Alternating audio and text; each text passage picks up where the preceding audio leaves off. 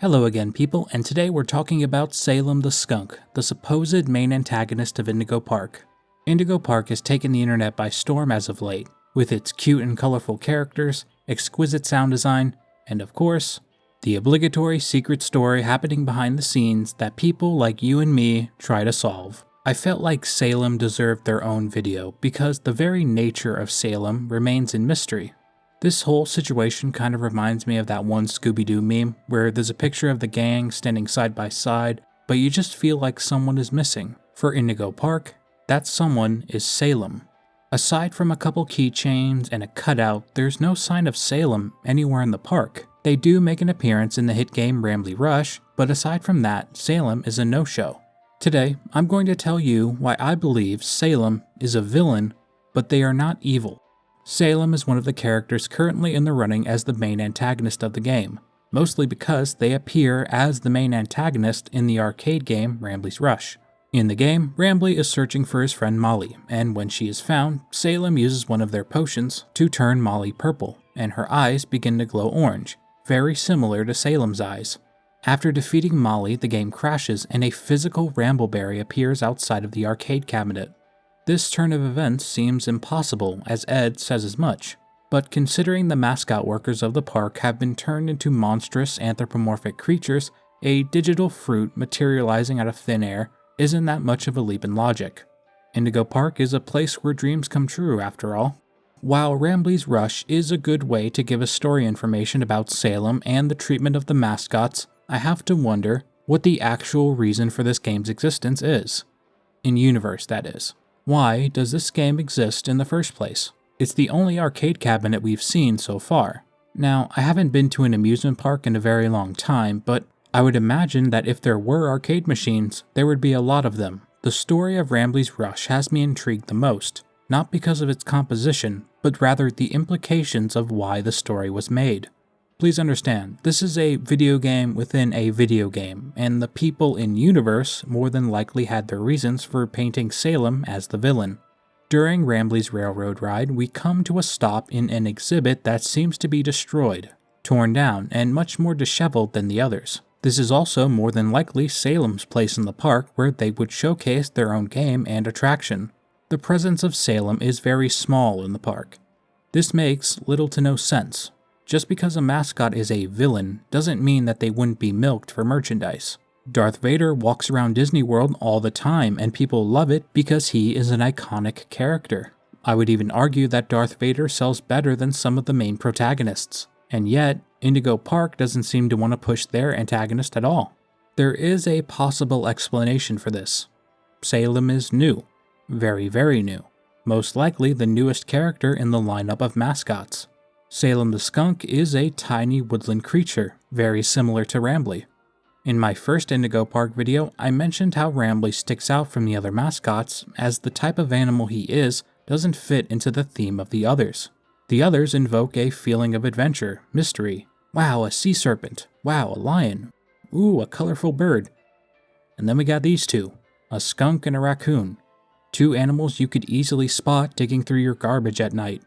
Salem has everything working against them to make people hate them. They're a stinky skunk, everyone hates skunks, even though they only spray when they feel threatened. The way they are portrayed in the story would paint them as an unapologetic villain who just gets enjoyment out of hurting people. However, I am almost certain that Salem isn't the villain. Everything about Salem points to the idea that they are just a scapegoat for a much bigger issue that plagued the park before it was shut down. Even their name, Salem, is a direct reference to the Salem witch trials, a historic event where many people were wrongly convicted because people were afraid they were witches. The Salem witch trials are known today as one of the darkest moments in American history. In the village of Salem, Massachusetts, two young girls became ill and their illness caused them to dip into psychosis. Their strange and erratic behavior was deemed to be caused by witchcraft. Soon after this, the town fell into disarray as paranoia took over hearts and minds of the people of Salem. Fear of the unknown, fear of the devil, drove the people of Salem to hang 19 innocent people. The events which plague the history of Salem have and should be remembered as a lesson to not fear the unknown. If you believe your neighbor to be your enemy and give them no chance to be your friend, then an enemy is all they will be. The Indigo Park owners made Salem their enemy. This is exactly what is happening within Indigo Park, and just like those innocent people who were scapegoated and hanged for being different, Salem is now being scapegoated for the change in behavior of the mascots. The new mascots come in and they are treated terribly, so eventually this causes them to act out, attack their handlers. Attacks and strange behavior are then reported by the park staff and guests themselves. To save face and protect their image, Indigo Park owners come up with this good publicity campaign in the form of this new video game. So now, whenever a mascot acts out of line, the blame can go all on Salem, when in fact, the blame should have gone to the park owners themselves. Oops, looks like Jetstream Junction's being tuned up. Pardon our dust, buddy. Looks like the park is going through some renovations. This is horrible. Looks like Molly crashed into the ride again. I believe there is a specific reason why Rambley began to malfunction when you arrive at the Salem section in the railroad. If my theory about Salem being the newest member is correct, then there is a good chance that Salem was also an AI program mascot, just like Rambley. Except Salem is newer, more advanced, tech-savvy, if you will. I would even go as far as to say that they were smarter than Rambley.